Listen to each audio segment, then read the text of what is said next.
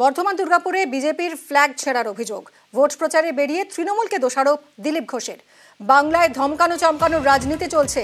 Drain থেকে বিজেপির পতাকা তুলে সরব হয়েছেন পদ্মপ্রার্থী।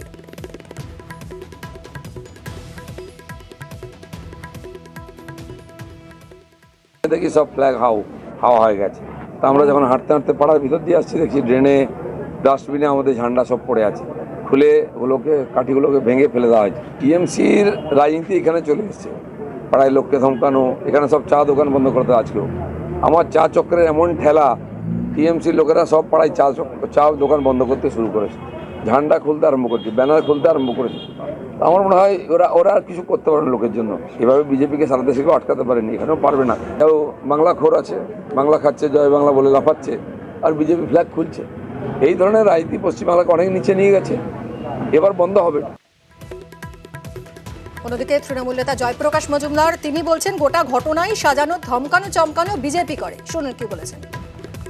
ধমকানো চমকানোর কাজটা তো দিলীপ বাবু করছেন প্রথম দিন থেকে। একে মারবো, ওকে ধরবো, বেঁধে রাখবো, এসব ভাষা কে ব্যবহার করেছেন? আজকে বড় বড় কথা বলছেন, ভয় পেয়ে গেছেন।